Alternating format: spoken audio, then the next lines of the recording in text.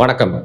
அடுத்து எந்த actor politics வர்றது அப்படிங்கிறதா பார்க்க போகிறோம். நேத்தி நம்ம உட்காந்துட்டு இருந்தப்போ டக்குன்னு பார்த்தீங்கன்னா ஃப்ளாக் லான்ச் அப்படின்னு சொல்லிட்டு ஒரு போஸ்ட் வந்துச்சு. யாரா அது புதுசாக? இதுக்கு இப்போ ரீசெண்டாக நடந்த அதிர்ச்சியே பார்த்தீங்கன்னா இன்னும் தீரல. அதற்குள்ளே யாரா புதுசாக வரா, அவங்க என்ன வண்ணங்களை சூஸ் பண்ணியிருக்காங்க அப்படின்னு பார்த்தா இரு வண்ணங்களோட இன்னொருத்தர் இறங்கியிருக்காரு. அரசியல் கட்சியாக இல்லை, பட் அரசியல் கட்சியாக சீக்கிரம் மாறக்கூடும் அப்படின்னு நிறையா பேர் பேசிகிட்டு இருக்காங்க.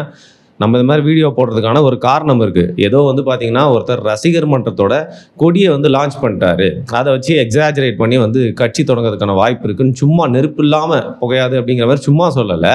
அதற்கான சில காரணங்களோட தான் சொல்கிறேன். விஜய் அரசியலுக்கு வந்தார். அதற்கப்புறம் நிஜமாகவே நிறைய பேருக்கு இண்டஸ்ட்ரியில் பார்த்தீங்கன்னா ஒரு பொறாமை இருந்தது. அரசியல் ரீதியாக பார்த்தீங்கன்னா அந்த கொள்கை இல்லை தனிப்பட்ட ரீதியாக அந்த கட்சிகள் மேலே பார்த்தீங்கன்னா மாற்று கருத்துக்கள் இருந்து அதை எதிர்க்கிறது, ஏற்றுக்காமல் இருக்கிறது அப்படிங்கிறது வேற. ஆனால் ஒரே இண்டஸ்ட்ரியில் இருந்துட்டு நம்மளை மாதிரியே நடிச்சிருந்தாப்புல நான்ப்பா இது போயிட்டாப்புல அரசியலுக்கு, அதுவும் பார்த்தீங்கன்னா டாப் மோஸ்ட் பொசிஷனில் போய் உட்காந்துட்டாரு அப்படின்னு சொல்லிட்டு முதல்வர் விஜய் மேலே பொறாமை அப்படின்னு சொல்ல முடியாது, பொறாமை இல்லைன்னு சொல்ல முடியாது அப்படின்னு சொல்லிட்டு வாழ்த்துக்களை தெரிவித்தாலும் சில நடிகர்கள் பார்த்தீங்கன்னா வயிற்றுல வாயில் அடிச்சுக்கிட்டு வீட்டில் புலம்பும் மன்னமாகவே இருக்காங்க. அதில் ஒரு நடிகர் பார்த்தீங்கன்னா அவருடைய படம் சமீபத்தில் ரிலீஸ் ஆகி நல்லா போச்சு. ஆனால் அந்த படம் ரிலீஸ் ஆகிறதுக்கே பார்த்தீங்கன்னா மண்டியிட்ட மாதிரியான சில விஷயங்கள்லாம் இந்த ஆட்சிக்கு அப்புறம் பண்ண வேண்டியதாயிருச்சு. என்னதான் அந்த படம் ஓடினாலும் அவரோட முழு சந்தோஷம் பார்த்தீங்கன்னா தன்னோட வாழ்க்கையில் இல்லை. இந்த ஊர்லேருந்து வேறு ஊரில் போய் முகாமை போட்டிருந்தாலும் அவருக்கு சோஷியல் ஆக்டிவிட்டீஸில் எப்போவுமே ஈடுபாடு இருந்திருக்கு. அப்படிங்கிறனால பார்த்தீங்கன்னா அதை காரணமாக வச்சு அரசியலில் வந்தால் மக்கள் ஏற்றுப்பாங்களா இல்லையா அப்படின்னு சொல்லிட்டு சும்மா ஒரு தூண்டியில் போட்டு பார்த்தாரு. இந்த எலெக்ஷனுக்கு முன்னாடியே அவரை வச்சு வேற ஒரு அரசியல் கட்சி தூண்டியில் போட்டு விஜய் அவர்களுக்கு எதிராக நிறுத்தலாம் அப்படின்னு பார்த்துச்சு. பட் அது கொஞ்சம் வீட்டில் இருக்கவங்களே வேணாப்பா அப்படின்னு சொன்னதுனால பார்த்தீங்கன்னா அவர் பின்வாங்கிட்டதாகவும், இப்போ சும்மா 2 போஸ்ட்டுகளை போட்டு பார்ப்போம், நம்ம ஃபேன்ஸை வச்சு அதை பரப்பி பார்ப்போம், கேரளா வரைக்கும் பரப்பி பார்த்தோன்னா என்ன மாதிரியான ரிசல்ட் வருதுன்னு சொல்லிட்டு ஒரு பப்ளிக் எக்ஸ்பெரிமெண்ட் மாதிரி பண்ணி பார்த்தாப்புல. நிஜமாவே சொல்கிறேன், டு பி வெரி ஹானஸ்ட் 50-50. ஏன்னா கண்டிப்பாக முதல்வர் விஜய் அவர்கள் பிடிச்சவங்க இருக்கா மாதிரி பிடிக்காதவங்களும் இருக்க தானே செய்வாங்க. ஸோ அந்த பிடிக்காதவங்க எல்லாருமே எல்லா கட்சிகளையும் இருக்கவங்களும் சேர்ந்து இவரை ஏற்றி விடுற மாதிரி பார்த்தீங்கன்னா, அண்ணா நீங்கள் தானே அரசியலுக்கு சரியான ஆள் அப்படின்னு சொல்லிட்டு பார்த்தீங்கன்னா அவரை கூர்தீட்டி விட்டார்கள். இன்னும் மீதி பேர், அதாவது விஜயுடைய ஆதரவாளர்கள் எல்லாமே பார்த்தீங்கன்னா வச்சு செஞ்சிட்டாங்க. ஸோ 50-50 தான் பார்த்தீங்கன்னா அந்த பப்ளிக் எக்ஸ்பெரிமெண்ட்டில் இருந்துச்சு. இப்போ இந்த ஒரு 1.5 வாரத்தில் பார்த்தீங்கன்னா காட்சிகள் மாறிவிட்டது. அரசியல் ஆசனத்தில் ஒருத்தர் போய் உச்சத்தில் இருந்து போய் உட்காந்துட்டாரு சினிமாவிலேருந்து. இப்போ சினிமா ஆசனம் காலியாக இருக்குது அப்படிங்கிறனால அதில் உட்காந்து யோகாசனம் பண்ணலாமே அப்படின்னு சொல்லிட்டு பார்த்தீங்கன்னா இந்த நடிகர் முழுக்க சினிமாவிலே கான்சன்ட்ரேட் பண்ண போகிறாராம். அதனால் நீங்கள் ஏதோ போஸ்ட் ஃபேன்ஸ்லாம் போட்டு நாங்கள் என்னங்க பண்ணுறது அப்படின்னு சொல்லிட்டு பார்த்தீங்கன்னா தானே போட வச்ச போஸ்ட்டுக்கு இப்போ கை கழுவிட்டு மீண்டும் சினிமாவில் முழுசாக கான்சன்ட்ரேட் பண்ணி நல்ல கதை கேட்டுட்டு இருக்காப்புல. அதாவது ஒரு 10 வருஷம் கழிச்சு கொஞ்சம் சுமார் நல்ல கதைகள்லாம் கேட்டுக்க ஆரம்பிச்சிருக்காரு. மீண்டும் அவருடைய வெற்றி தொடரட்டும். Because it deserves it, yeah, hard worker. Anyway, இதுக்கப்புறம் பார்த்தீங்கன்னா இப்போ ஒரு சோஷியல் எக்ஸ்பெரிமெண்ட் நம்மளை வச்சு யார் பண்ணியிருக்காங்க அப்படின்னு பார்த்தீங்கன்னா தனுஷ் அவர்கள், நடிப்பின் நாயகன் தனுஷ் அவர்கள் சினிமாவில் பண்ணாத சாதனைகளே இல்லை அப்படின்னு சொல்லியாச்சு. என்னதான் எஸ்டிஆர் அவர்கள் சின்ன வயசுலேருந்து சினிமாவில் இருந்திருந்தாலும் பாடுவேன், எழுதுவேன், ஆடுவேன், படத்தை டைரக்ட் பண்ணுவேன், செம்மையாக நடிப்பேன் அப்படின்னு சொல்லிட்டு இருந்தாலும் பார்த்தீங்கன்னா பின்னாளில் எகெயின்ஸ்ட் ஆல் ஆர்ட்ஸ். முதல்வர் விஜய் அவர்கள் எப்படி குமுதம் பத்திரிகையில் பார்க்குறதுக்கே நல்லா இல்லை அப்படின்னு சொன்னாங்களோ, இவரை பார்த்தீங்கன்னா ட்ரால் பண்ணாத ஆட்களே இல்லை ஃபிசிக்கல் அப்பியரன்ஸ்க்காக. ஆனால் இவர் எல்லாத்தையும் சும்மா பீட் பண்ணிட்டு ஒரு மன்மதனா, அதாவது ஜென்ரலாக சொல்கிறேன், அந்த ஒரு லவ் படம் நடிச்சா கூட அதில் ஒரு மன்மதனா காதல் ரசத்தை பொழிகிற அளவுக்கு பார்த்தீங்கன்னா அதில் கான்சன்ட்ரேட் பண்ணுறது. ஃபைட்டா அதுலேயும் பார்த்தீங்கன்னா பிச்சு உதறது, டான்ஸா அதுலேயும் பார்த்தீங்கன்னா நம்ம நம்புற மாதிரியே ஒரு துள்ளன் நடத்தின ஆடுறதுன்னு சொல்லிட்டு நடிப்பு அப்படி இப்படின்னு எல்லா டிபார்ட்மெண்ட்லையுமே பிரித்து செஞ்சுட்டாப்புல.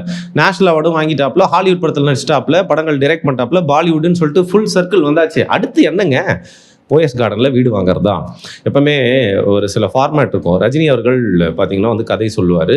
முதல்வர் விஜய் அவர்கள் அவருடைய ஆடியோ லான்ச்சஸில் குட்டி கதை அவரும் சொல்லியிருக்காரு. அதே மாதிரி பார்த்தீங்கன்னா அந்த கதை சொல்கிறது மட்டும் இல்லாமல் கருத்தும் சேர்த்து சொல்கிறது அப்படிங்கிறது தனுஷ் அவர்களுடைய ஆடியோ லான்ச்னா நம்ம தொடர்ந்து பார்த்துட்டு இருந்தோம். அப்படி மாஸ் பக்கா மாஸ் அப்படின்னு சொல்லிட்டு நிறைய பஞ்ச் டயலாக்ல சொன்ன இவர் என்ன பண்ணார் அப்படின்னு பார்த்தீங்கன்னா ஒரு பாயிண்ட் ஆஃப் டைமில் போயஸ் கார்டனில் ஏன் நாங்களாம் வீடு வாங்கக்கூடாதா அப்படின்னு சொல்லிட்டு யாருங்க உங்களை வாங்கக்கூடாதுன்னு சொன்னால் காலியாக தான் வீடு தான் வாங்கிக்கோங்க அப்படின்னு சொல்லிட்டு மக்கள் எல்லாருமே அவர் வாழ்த்தி அனுப்பி அதுக்கப்புறம் போயஸ் கார்டன்லேயும் ஏதோ ஒரு வீடு கட்டி அங்கே பார்த்தீங்கன்னா ஒரு பிரம்மாண்டமாக அந்த வீடு கட்டி வந்து முடிச்சிருக்காருன்னு சொல்லிட்டு வந்து கேள்விப்பட்டோம்.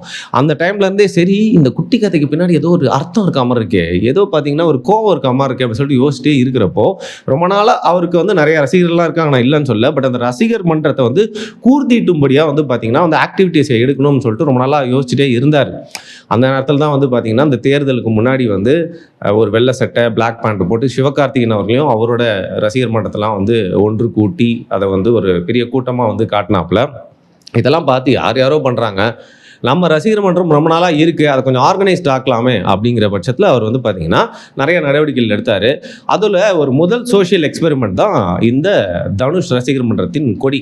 ஸோ பேசிக்கலி இது பார்க்கறதுக்கு ஒரு போலாண்டு ஃப்ளாகாக தெரிஞ்சாலும் இருக்கிறதே 12 வண்ணங்கள் தான்யா. அந்த 12 வண்ணங்களையும் போட்டே ஒரு ஃப்ளாகை வந்து ஆடிட்டு இருக்காங்க ஒரு குரூப்பு. அதனால் வந்து சிவப்பையும் மஞ்சளையும் வந்து முதல்வர் விஜய் எடுத்துட்டாரு.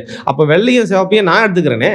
இப்போ கருப்பு சிவப்புன்னு ஒரு கட்சி இருக்குது, கருப்பு சிவப்பு நடுவில் வெள்ளை அடிச்ச ஒரு கட்சி இருக்குது. இப்படி ஆளுக்கு ஒரு கலர் காம்பினேஷன் யூஸ் பண்ணிட்டீங்கப்பா, அப்போ நாங்கள் என்ன பண்ணுறது அப்படிங்கிற மாதிரி வந்து பார்த்தீங்கன்னா இப்போ ரசிகர் மன்றத்துக்கும் வந்து கொடி பற்றாக்குறை ஏற்பட்டிருக்கு. உடனே என்ன தெரியுமா பண்ணு, வாட்ஸ்அப்பில் போய்ட்டு ஃப்ளாக்ஸ் ஆப்ஷனில் போட்டிங்கன்னா அதாவது ஃப்ளாக் என்ன எவனும் யூஸ் பண்ணாமல் இருக்கானா, ஸ்பெயின் ஃப்ளாக் ஆல்ரெடி யூஸ் பண்ணிட்டாங்க, சரி இந்த ஃப்ளாகை நம்ம வந்து எடுத்துப்போம்னு சொல்லிட்டு போலாண்ட் ஃப்ளாக்ல வந்து இன்ஸ்பயர் ஆகி வந்து பார்த்தீங்கன்னா தான் ஒரு ஸ்டார் இல்லையா, அதனால சூப்பராக அதில் ஒரு ஸ்டாரை வந்து வச்சுட்டாரு. அதுக்கும் மேலே வந்து பார்த்தீங்கன்னா ஒரு கை கூப்பி சிரித்த முகத்தோட இருக்கிற மாதிரி ஒரு ஃப்ளாக்.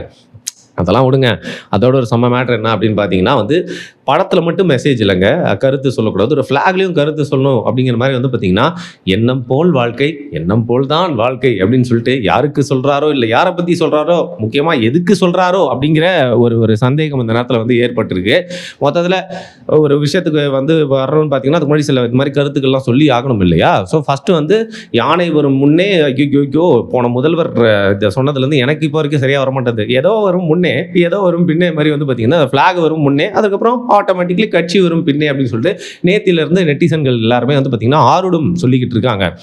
சரி, ஒரு கட்சிக்கு ஃப்ளாக் விட்டா அதை வச்சு நீ வந்து கம்பு சுற்றுவியா அப்படின்னு கேட்டிங்கன்னா நான் எங்கே சும்மா சுற்றுறேன். இவருடைய தந்தை கஸ்தூரி ராஜா கிட்ட ரீசெண்டாக நடந்த ஒரு ப்ரெஸ் மீட்டில் கேட்கப்பட்ட கேள்வியா இல்லை கேட்க வைக்கப்பட்ட கேள்வியா அப்படிங்கிற ஒரு சந்தேகம் இருக்குது. ஏன்னா வந்து பார்த்தீங்கன்னா கரெக்டான டைமில் வந்து ஒரு கேள்வி கேட்குறாங்க. அப்போ என்ன சொல்கிறாரு அவர் அப்படின்னா, அது எனக்கு தெரியாதுங்க, வரலாம், யார் வேணா வரதுக்கான வாய்ப்பும் இருக்குது, யார் வேணா வரதுக்கான உரிமையும் இருக்கே, அவங்கவுங்க பாதையை அவங்க தான் தேர்ந்தெடுக்கணும். ஏன் என் மகன் மட்டும் இல்லாமல் என்னுடைய பேரப்பசங்க, யார் இவருக்கும் ரஜினி அவர்களுக்கும் இருக்கக்கூடிய அந்த பேரப்பசங்க இருக்காங்க இல்லையா, அந்த பேரப்பசங்க கூட வந்து அரசியல் வந்து தேர்ந்தெடுக்கலாம், ஏன் அந்த உரிமை வந்து யாருக்குமே இல்லையா, யாருக்கு வேணா வரலாம் அப்படின்னு சொன்னது ஒரு ஓப்பன் டிசிஷன் மாதிரி தானே அது விட்டு போயிருக்க மாதிரி தெரியுது. அது மட்டும் இல்லாமல் இன்றைக்கி இருக்க சூழ்நிலையில் வந்து பார்த்திங்கன்னா என்னதான் ரஜினிகாந்த் அவர்கள் அரசியலுக்கு நான் வரமாட்டேன், உடம்பு சரியில்லை அப்படின்னு சொல்லிட்டு வந்து ஒதுங்கிட்டாலும் இப்போ ரீசெண்டாக இவ்வளோ நாள் தொண்டு செய்யணும் அப்படிங்கிற மனசு இல்லாமல் இப்போது சமீபத்தில் தொண்டு செய்யணும் அப்படின்னு நினச்சி திருமதி லதா ரஜினிகாந்த் அவர்கள் வந்து பார்த்திங்கன்னா ஒரு புது ஆர்கனைசேஷனை ஆரம்பித்து அதுக்கு ஒரு வீடியோ போட்டது மட்டும் இல்லாமல் சமீபத்தில் ஏதோ ஒரு காது குத்தா இல்லை கல்யாணமானு தெரில, அங்கே போயிட்டு வந்து எனக்காக பெரிய ஆடம்பரமான ஏற்பாடுகள்லாம் செய்யாதீங்க, காசில் பாருங்க நானே வரேன்னு சொல்லிட்டு அவங்க அது மாதிரி போகிற ஆள் இல்லை, ஆனால் அவங்க போயிட்டு வந்து கிஃப்ட் கொடுத்துட்டு இருக்காங்க. ஸோ பேசிக்கலி முதல்வர் விஜய் அவர்கள் ஜெயிச்சது வந்து பார்த்தீங்கன்னா சில பேருக்கு சந்தோஷம், சில பேருக்கு ரொம்ப சந்தோஷம் அப்படிங்கிற மாதிரி வந்து பார்த்தீங்கன்னா எல்லாருக்கும் ஒரு பொலிட்டிக்கல் விஷன் இருக்கு. அவங்க ஃபேமிலியிலையும் வந்து பார்த்தீங்கன்னா இருக்கவங்க எல்லாத்தையுமே சினிமாவில் இறக்கி அதுக்கப்புறம் சூப்பராக ஒரு 30 years பிளான் போட்டு அரசியலில் வந்து பார்த்தீங்கன்னா இறக்கணுன்ற முடிவோடு இருக்காங்க அப்படிங்கிறது தான் வந்து நம்மளுக்கு தெரியுது. ஸோ நாளை தீர்ப்பு அப்படிங்கிற படம் வரப்போ, சரி காதலுக்கு மரியாதை படம் வரப்போ, சரி பத்ரி படம் வர்றப்போ, சரி யூத் படம் வரப்போ, சரி கில்லி படம் வரப்போ, துப்பாக்கி மெர்சில் வரைக்கும் மாதிரி ஒரு முதல்வர் விஜய் அவர் அப்படின்னு சொல்லிட்டு யாரும் எதிர்பார்த்தோமா, ஏன் நானே எதிர்பார்க்கல. பட் ஒரு 30-35 வருஷம் சூப்பரான பிளான் போட்டு பக்கவா வந்து இப்போ உக்காண்டாப்ல இல்லை, அதேமாதிரி நம்மளும் இப்போதே வந்து பார்த்தீங்கன்னா சும்மா கொத்தனார் மாதிரி குத்தி அடித்தளத்தை போட்டோம் அப்படின்னா யாருக்கும் அந்த வாய்ப்பு உண்டு அப்படின்னு சொல்லிட்டு வந்து இதே மாதிரி நிறையா ஆக்டர்ஸ் ஃபேமிலிஸ்லாம் வந்து டிசைட் பண்ணியிருக்காங்க. அதனால் தனுஷ் அவர்கள் செய்யக்கூடிய அரசியல் அப்படிங்கிறது உடனே ரஜினி அவர்களுக்கு ஆதரவான அரசியல் அப்படின்னு எடுத்துக்காதீங்க. இது வந்து விஜய் அவர்களுக்கு எதிரான அரசியலும் இல்லை. ஏன்னா விஜய்க்கு வந்து அவர் வாழ்த்து சொன்னது மட்டும் இல்லாமல் அவருக்கு ஒரு ஆசை இருக்குது அப்படிங்கிறனால ஒரு ஃப்ளாக் வந்து வெளியிட்டிருக்காரு. இந்த நேரத்தில் அவர் வந்து பார்த்திங்கன்னா ரஜினி அவர்களோட குடும்பத்திலேருந்து கொஞ்சம் விலகி இருக்கிற சூழ்நிலையில் ரஜினி அவர்களுக்கு மீண்டும் ஒரு சவாலாக விளங்கணும் அப்படின்னும் பார்த்தீங்கன்னா தன்னுடைய அரசியல் ஆக்டிவிட்டீஸில் வந்து இறங்கியிருக்காரு அப்படின்னும் வந்து சொல்லப்படுது. எது எப்படியோ சூப்பர் ஸ்டார் ரஜினிகாந்துக்கு வந்து பார்த்தீங்கன்னா திரும்ப தூரம் வரைக்கும் எதிரியே இல்லை அப்படிங்கிற ஒரு டைம் இருந்துச்சு சினிமாவில். அது மட்டும் இல்லாமல் நின்னாலே வந்து முதல்வராக இருக்கிறதுக்கான வாய்ப்பும் 96ல் இருந்துச்சு. பட் அதை அவர் வந்து கைவிட்டுட்டார். அது அவருக்கு நம்ம ஏன் நண்பர்கள் நம்ம ஏன்னு தெரியல. ஆனால் இன்றைக்கி இருக்க சூழ்நிலையில் வந்து பார்த்தீங்கன்னா ஐயோ விட்டுட்டோமே, ஐயோ நம்ம முந்திருக்கலாமே, அவருக்கு மட்டும் கிடைச்சிருக்கு நம்மளுக்கு கிடைக்காதா அப்படிங்கிற மாதிரி பல பேர் யோசிச்சுட்டு இருக்காங்க அப்படிங்கிறது மட்டும்தான் தெரியுது. இந்த ஃப்ளாகு அப்படியே ரசிகர் மன்ற ஃப்ளாகாக இருக்குமா இல்லை கட்சி ஃப்ளாகாக உருமாறுமா அப்படிங்கிறத பொறுத்திருந்து பார்ப்போம். நன்றி.